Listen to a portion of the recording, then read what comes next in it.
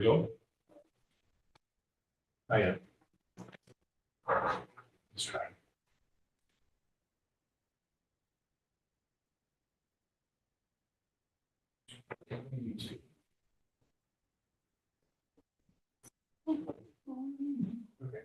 We're good. Okay, call to order our March 10th, 2026 Richland Township Board meeting. We'll begin with the minutes from our February meeting. I sent you all a packet. I hope you had the opportunity, trust you had the opportunity to review. We have minutes from the February 10th meeting, and I commend Michelle. We went to 2 pages. Oh, we did? We did. I thought I got it down the line. We sent me a PDF, otherwise I was going to switch those up there. Oh. Anyways, 2 pages. Sorry. That's fine. I'll entertain a motion to accept the February 10 meetings notes. A motion by Bill, second by Dale. Any questions, comments, corrections?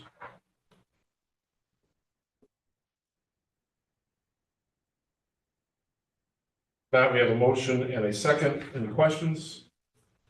I'll entertain a vote. All in favor of accepting the February 10 meeting minutes as presented, signify by saying aye. Aye. Opposed? Motion carries unanimously. Go ahead and sign this one. That's Dale's copy.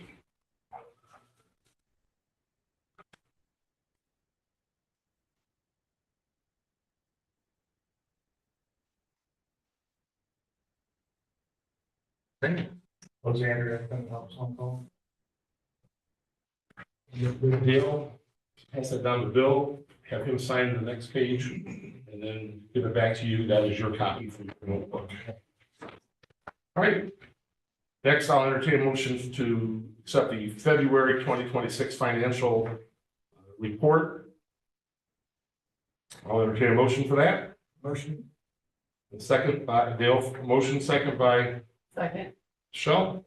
All right, so we'll go through these as normal. If you have any questions, feel free to jump in there, or we'll wait to the end. First is the Key Bank account.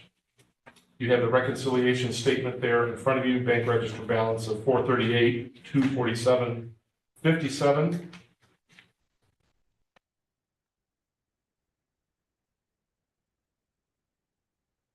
Excuse me. 445,044.13, the statement balance, and that is correct with the statement. Next is the PNC account, or the PNC checking account, has $5,000 in it, and you see the bank statement from PNC showing $5,000 in it. We were able to open up the savings account, money market account, that has no money in it. For PNC savings account, you have that report there that shows it's 0 balance.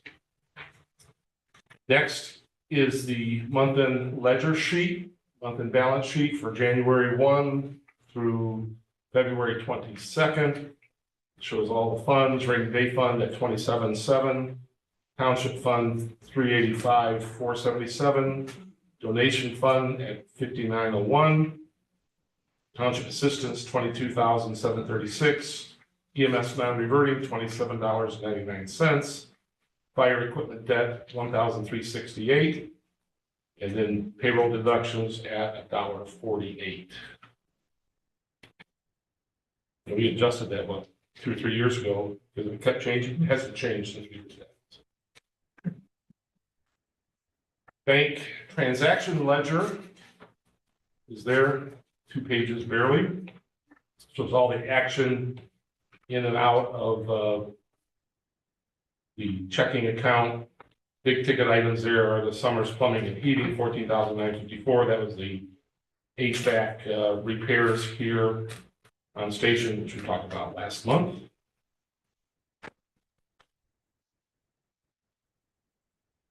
Next item is the township budget report year to date. On your personnel salaries or services of 16% has been spent. Under supplies, 0%. We usually don't spend a whole lot with that until closer to the end of the year. Then a total of other services and charges sitting at 8% for a total of budget spent year to date of 14%. So we're right on target with all those areas. Any questions? Or excuse me, the cash balance of 385, 477.39. Any questions on the financial report? No. We have a motion and a second. All in favor signify by saying aye. Aye. Opposed? Motion carries.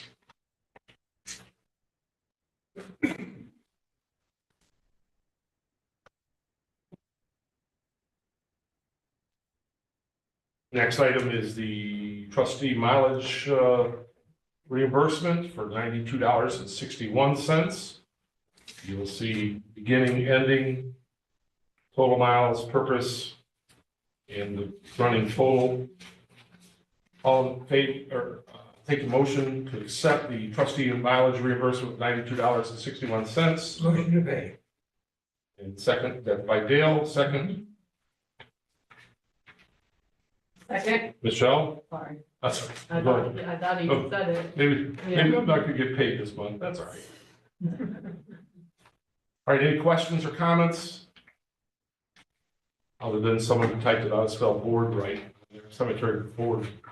But it was board. A motion has been made, seconded, all in favor, signify by saying aye. Aye. Any opposed? Motion carries unanimously. Next item is update on the cemeteries. Nelson Cemetery, we are finishing our tree removals we got 3 trees that are coming down. That is within budget. We've got that all taken care of.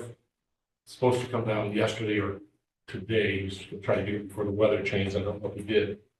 And then, did I mention I think I mentioned last time, our next project on the cemeteries, we're continuing to do fences and gates. We're continuing to do some straightening of stones. A missing piece of the puzzle has been someone that has some certification and insurance and knowledge to be able to fix the old stones and glue them and pin them and all that sort of stuff. Did I talk about that last month or not with Steve Belts? So in the discussion about the overall cemetery situation, Steve Belts does that. He has a company that does it. And he has given me a bid for the half of Nelson Cemetery. And that's the one that's got just a bunch of tablets that are broken, a couple monuments that have fallen over. And he's just going to keep working through the process of repairing these stones at quite a less amount than I was told 3 or 4 years ago that it was going to cost. So that's a good thing. But we're concentrating now on Nelson Cemetery. We'll have the trees down, all the monuments have been washed. Wash isn't the correct word, treated. And then Steve will be able to, this year, I'm sure, make his way through and get them all those straightened up. I'm planning on replacing the field fence that's there. It's all bent up and broken. Need of replacement. That'll take place this year. Any questions on Nelson Cemetery or any of our pioneer cemeteries? I was out at Moonsville the other day, looking pretty good. Yes, it is. Master about once a week. We've got a couple of stones, after we get done with Nelson, we got a couple of stones that are broken there at Moonsville that we go there next, start fixing those. We are continuing discussions with the Richland Township Cemetery Association. It's really not an association, that hasn't been an association for several years, but we are dealing with legal aspect of who can sign the paperwork to turn it over, how that process takes place, dealing with some assistance on the financial end of life, as there is a balance that will come to Richland Township and how that has to be done. you'll probably have some resolutions next month for that to take place. We spend down that money for the Richland Township Cemetery. There'll be $3,000 or $4,000 in there, which will basically cover most of the mowing. I am in the process. I have had our mowing company, which is licensed and bonded and all that, give us a bid for that. So that is, we're weeks away from mowing starting. So when Second Dino begins, Dino's Lawn Service begins doing mowing, he's just going to start mowing there as well. We're still waiting to decide this transfer of property. He may get paid from the Cemetery Association, and get paid from us, but we'll have all that, those contracts all approved and prepared. The other biggest piece of the puzzle on my end of life is the sexton, the person who, for lack of a better term, sells the gravesite. There's a need, they meet with them, they sell the gravesite, they mark it out, so the person knows what they're buying, they receive a deed, not a deed, a certificate of burial.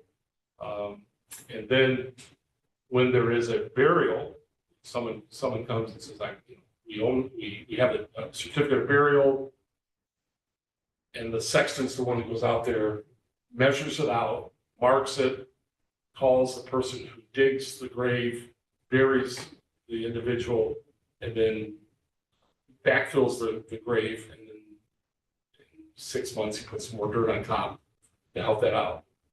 Steve Belts does that. He has a company for that. He will have a contract, a bid proposal for that per item, for sale and for sexton purposes. We're going to have some paperwork to deal with, both from a legal aspect of issuing a certificate for burial. A lawyer will be working on that, as well as some space to put some of the current material. We're still not sure how much stuff there is. My little township closet's kind of full. We're kind of clearing that out. And Mr. Scott will, at some point here, be bringing all that material over. And some of it needs to be, we need to purchase a fireproof box for it to go in. It's, if we have two records, but if we happen to lose one, we're in trouble because that's where everybody's buried. But we are working with that. And the question from the attorney is the process. Can we function as the association, because the association is not there, can we function before we get the paperwork, the legal documentation that says the property is in our name rather than Richland Township Cemetery Association? So questions that we're still trying to figure out. But next week or next month, we will have all that taken care of, unless the attorney says we need to have a special meeting. His plan is to get this done sooner than later. So we're operating, and right now we're on a push to get it before mowing season hits. Any questions on the cemeteries? Yeah. We did have a cemetery steering committee meeting last Thursday. Yes, thanks. And most everybody who we talked with and some more were there and had some good input and some questions. But Bill is excited to move on from this. He's done a great job with that. But and now that we have a company that will handle these items at a very reasonable rate. So, all right. If there are no other questions about that, we do have our next meeting is April 14th. Again, unless the lawyer says we have to have another meeting, and I think it's a three-day notice or something. 48 hours. 48-hour notice. So unless the lawyer were to say that, we'll just deal with that at our next meeting. All right. Chief's report. Just a couple things. The primary engineers all back together for all the various repairs. He's throwing an engine code on mechanic repairs. Chief Moore and I took it down to a shop out on the east side of Minneapolis today that we found out about huge Cummins dealer. So I got dropped off late this afternoon. So we're hoping to find something on that next couple of days. They can get that engine code error figured out, and just back on back. So Jeff said individually, all the codes are coming back right, but on the main, yeah, we had another guy came by and he cleared the codes, but as soon as he clears them, he started trying back up. I was like, oh, man, something's not talking right, but hopefully I'll get through here. It's the primary engine. Yeah, so they've been running out the reserve engine for some time now. The other thing is we've got the annual report, two things put together. He's actually going to show you on the screen here. But you have a hard copy of it. Okay, just kind of highlights on the screen.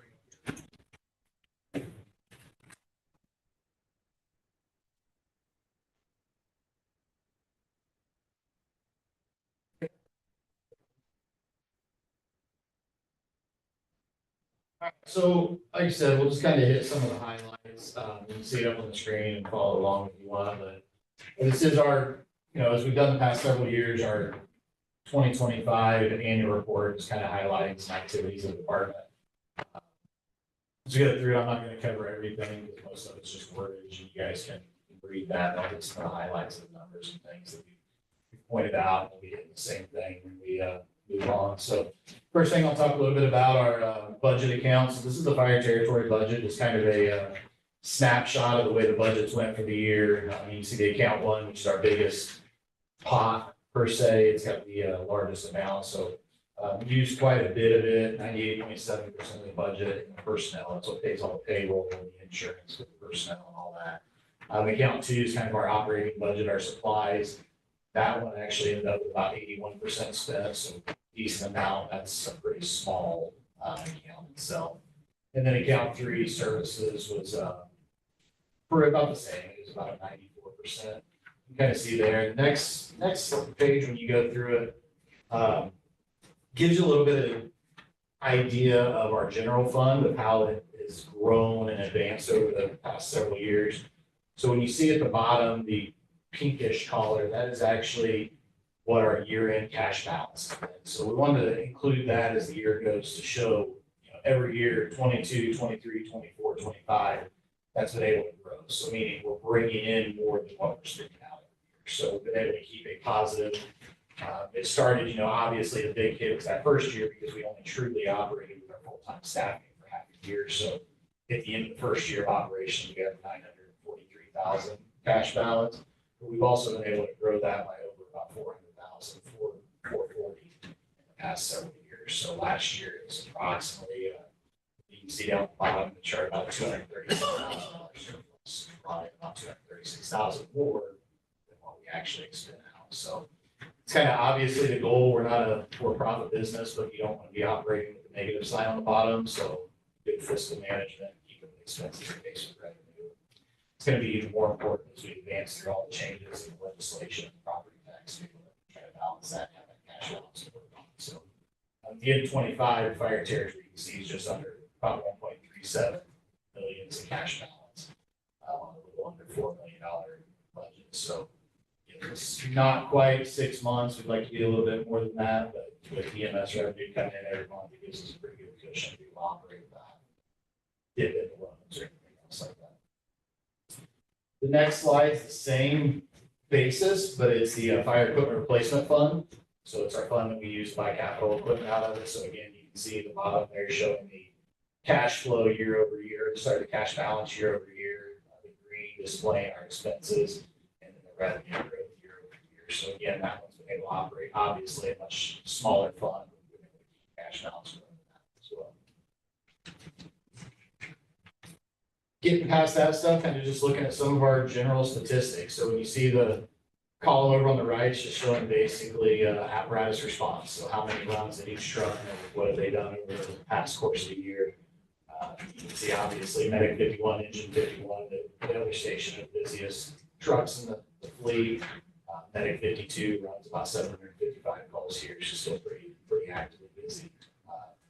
And then followed by Engine 52, which is about 536 last year. So turnout time is, as we've talked in the past, that turnout time is from when our tones drop to the trucks leaving the building. So we've been able to keep that down at minute 22-second average. And looking at our average response time, that's our dispatch to getting on the scene, our first truck arriving. So it takes us about 7.5 minutes.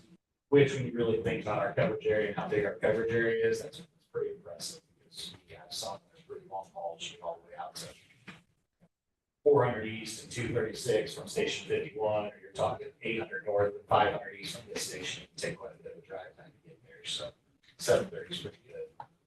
Last year, you can see it was another overall record for us, a 12.35% increase in run volume from last year. So up to 2,838 calls as a department last year was our largest number ever, averaging about 7.8. And then this stuff, you can kind of just look at and give you a breakdown. Obviously, about 70% of our calls are EMS. You can see the top chart should show you the breakdown of them, what they look like as far as runs, how the months went. Really, as typical, we normally get busier. You can see on the chart in the summer months, and then it starts dying down as the year tapers off, and then jumps back up as summer gets there. So it's kind of our normal ebb and flow of the runs. Out of those fire runs, so we responded to 26 working structure fires last year. A total of about 37 or 38 actual structure fires we were dispatched to, and 26 of those were working. So when we say working, that means everybody on scene had a job. We actually were putting fire out, doing overhaul, things like that, and actually pulling in additional resources to help us. So that was 26 working fires last year. EMS data, this is relatively new. The new reporting system allows us to break this out a little bit more than what we could in the previous one. So you kind of get a breakdown here of what our top chart showing you what our call types are. So on our EMS calls, by far, falls, breathing difficulties are most common. About 16, almost 17% of our runs are falls, and about 16% are breathing difficulties. So some sort of you can kind of just look and see what those break down into, and then again at the bottom, by far, we go to community hospital and those are transports, followed by St. Vincent, and a small piece of those go fall. Honestly, we've had a lot of big transports to other ones, but they're ones or twos, IU Saxony or community north of the Heart Center. Things like that. Is that at like the person's request? So it depends. Yes, if it's the closest, most appropriate facility, typically we won't transport there just because they say, hey, I want to go there. But for example, IU Saxony has a 24-hour cath lab, so they have that catheterization capability for cardiac events, just like Hall does. So if we're in the far southern end of our area, it might make more sense just to jump on 69 and go to IU Saxony and get there instead of trying to backpedal the Hall. Where you see a lot of it is if we have, a pediatric patient that has some difficulties, some specialty stuff, we have to take them to Riley or Manning there a couple times. And then some of the heart hospitals, the community north, the St. Vincent Heart Hospital, kind of common one-off. So we do have a few people in the area that have some pretty unique medical, both children and adults, that require more going to that specialized care level. So that's where that comes into play. Are they frequent flyer too? Not really. Most of them are so heavily managed. Yeah. They don't call a lot, but when they do, it's something really going wrong, and they have to get to that hospital that knows how to handle that. So. And then just like we put in here in the past, the listing of our vehicles, so you can just kind of see the information, a little bit of fire division report, EMS division report. Just some general information. It highlights on the 12 lead monitors, the new LifePak 35s that we were able to obtain last year. Our ALS service, again, this year, and it highlights earlier on, we are providing, obviously to our area, we are primary Lafayette Township, Middletown now, Middletown area for ALS response. So our medics are over there quite a bit in those two jurisdictions pretty heavily. Training division, just a little bit of general information on things that we did in the training division, and you guys can catch up on that stuff later. I don't want to read all to it. Hazmat team, same general information. As we've talked in the past, our hazmat team covers the whole county as the dedicated hazmat team. The only actual operating hazmat team in the county. Everybody has a little bit of resources they do, but we cover the entire county for that. It was actually 32 responses that the hazmat team went on to last year between ours and other areas. Same concept with the water rescue team. So our water rescue team also covers the entire county along with the Anderson Fire Department in South Madison. So anytime there's a water rescue related call, all three of the entities are responding. So we did 21 calls as a water rescue team last year as well. And then some highlights from our public affairs and outreach. So the ones going out and doing the public education. They also lead up our smoke detector program for the community. So some notes they have in here, we did 11 smoke detector requests last year and provided 21 smoke detectors to residents that had requested those that didn't get them on their own. On those, we actually go out to their home and we install those, put them in the proper location, and have some documentation to back that up to make sure they're working, provide with fire safety education as well. But overall, last year, that division did 24 outreach activities involving children, adults, seniors.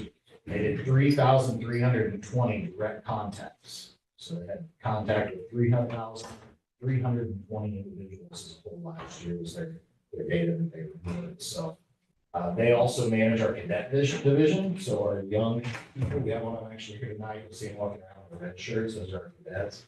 We currently have 11 cadets and they contributed over 1,000 hours last year between the 11 training and education and department. So.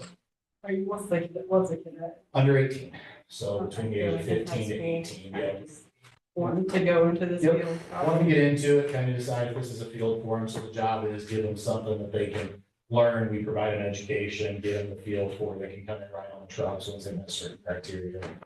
They get to come in and do that and see, hey, is this, a career for me or is it not a career for me? We've had several of them that, once they hit their 18, they say they don't want to. We have several of them that actually, a few that joined the department after they turned 18, said, I really like this, they stay around and service in a different capacity. Just a quick side note, I started as a cadet at Richland Township when I was 14 years old. Oh my So I gosh, Started my fire service career.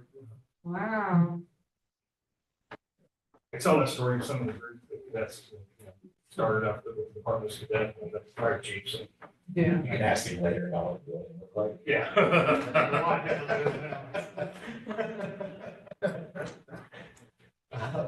The next section we have here is our significant incidents. So the one that we're highlighting on this year, some photos from some tornadoes obviously came through the area. April 2nd, 3rd, we're hoping that's not the case tonight. You can see some photos we drew from that. That's obviously a busy, very busy time for us. One of the largest, busiest, significant incidents that we've had in quite a while, so. Some other accomplishments and highlights, obviously the delivery of the 2 new tankers, the life packs that cardiac monitors that we were able to get, and then our dive academy graduation. And some big events that happened for us and highlighting our annual awards that were given out at the Christmas party at the banquet last year. That's all I've got. I'd like to commend the chiefs for number one, the professional material that we have, but number two, and probably not more important, should be number one. It's a great job. I'm looking at some of these statistics that drove us to the point of actually starting the territory. And going through a bunch of numbers, but Yeah. we are sitting, since we started, we've increased 700 calls between the two entities, and we were at maximum capacity back when and that's why we had to start. Yeah. And that number just continues to grow. And you look at the calls, the outreach, all the things that are being done, the addition of the dive team and other things, it's just an outstanding report. Of course, the finances, we're all about finances, and we deal a great deal with that. Again, you two were here when we were doing this, that we looked a few years down the line, we were not sustainable. And it is a massive amount of work. I commend chiefs, in particular Josh. He works directly with the provider and just an outstanding job. Continue to grow the buffers, what I call my word, but the money that we have to function, we don't get paid in the middle of the year, and being able to have those funds available. And we're growing each year in those finances. Very outstanding. And probably the star for everything. I think you all caught it. 1 minute and 22 seconds out the door. Yeah. Outstanding. Chief, what's the national average nowadays, 15 kind of depends on where you're at. I mean, overall, probably 3 or 4 minutes. Yes, we're well under that. The requirement is to be out in, for a paid department, what's the, 2 minutes is kind of the go-to. Yeah. So 2 minutes, we're out in a minute and 22 seconds, so. Our policy says 90 seconds during the day and 2 minutes at night, so. Gotta work hard to do it too. Just an outstanding job, thank you. And that includes people being asleep or in the shower or in the middle of training or, there's a lot of things that play into that point too. So I sit over in Middletown in the day, during the daytime, and I hear an ambulance, I look out the door, a lot of trucks going down, yep, I'm here, helping out. So thank you, gentlemen, appreciate it. Any comments? I echo the same comments, basically, yeah. Projects, purchases, that we are working on, most of them are weather related, we're coming up to that. These are all, but will all be budgeted items that fall into, I think, in each of them under the category called capital improvement. The capital improvement plan or like the category? The capital improvement plan under capital outlay. Okay. Our septic tank, no news on that. We're at the weather end of life, that should be happening soon. I've instructed Josh to update, again, weather related. Now that we're to get this, get the balance of the cement work done on the property, and that's going to be a big coordination and a big job. And that's waiting on the septic tank issue as well. Also, the bays, the 3 bays haven't been painted. I'm not sure they were painted when it was built, at least, but we are working on getting some bids on, cleaning up. We have repaired all the electrical, we moved lines, gas lines, electric lines, and air pressure lines. And so up overhead, there's all kinds of different areas that need to be fixed, and we'll have that all painted. Again, that we're working on a bid for that. The guy's actually in France right now, but he'll be. We'll get that bid, schedule it, and that will be a summer project that takes place. Any other questions or comments, projects or purchases, Chief? Did I hit all of the ones we're looking at? We anticipate delivery of the new ambulance in April. Let me see if it takes me back, so April. Mid to late. He was working on getting me a more solid date today, but. So we will have at our next meeting, a resolution to declare our old ambulance as surplus so that we can move that along as we've done in the past.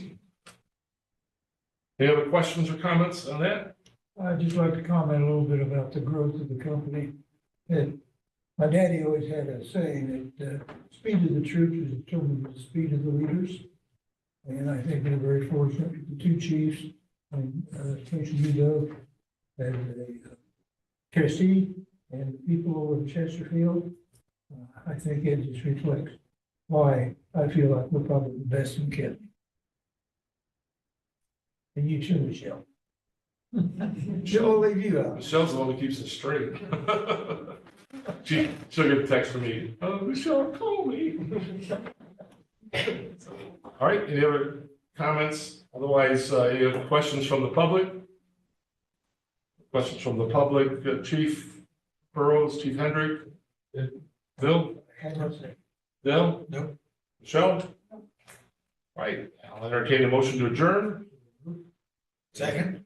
Don't need a second, but I'll always take it. And motion by Bill,